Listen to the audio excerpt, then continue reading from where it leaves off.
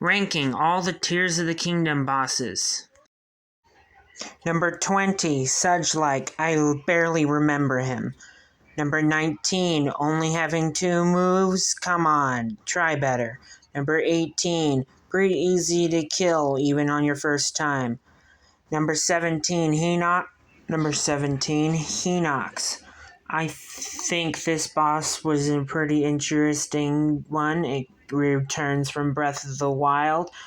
But he has a new move where he slams his face onto the ground, and I think that puts him better than he was in Tears of the Kingdom. That is, in my opinion, reason why he is in this space. He is better than a Talus. What's better than a regular Hinox? An undead Hinox.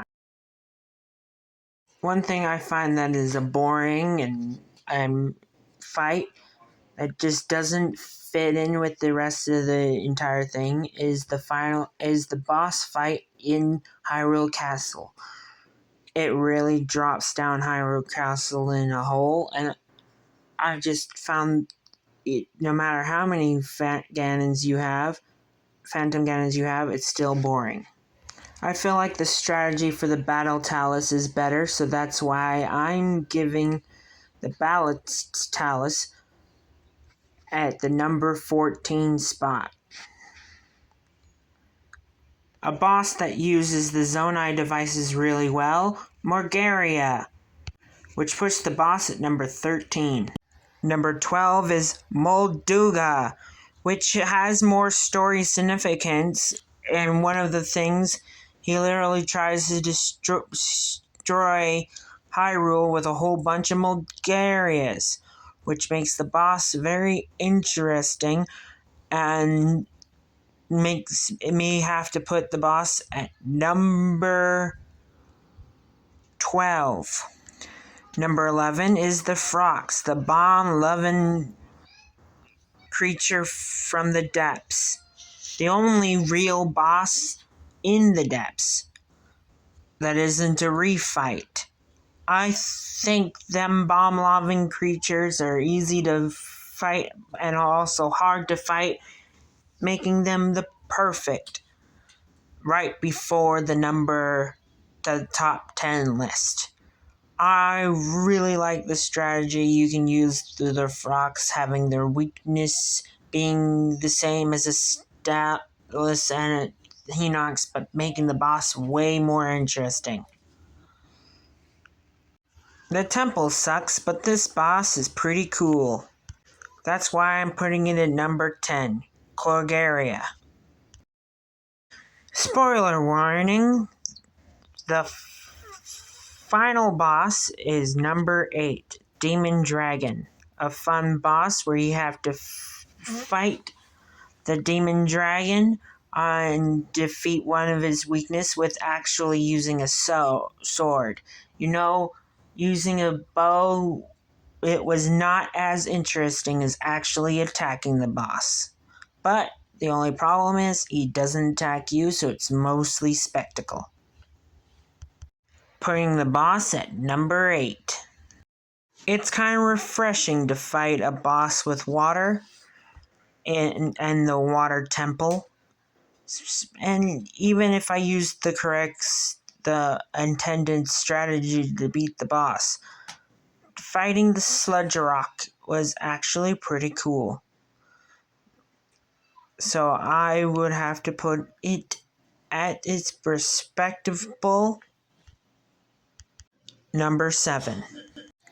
One of the newer out-of-the-world bosses, the Flux Construct.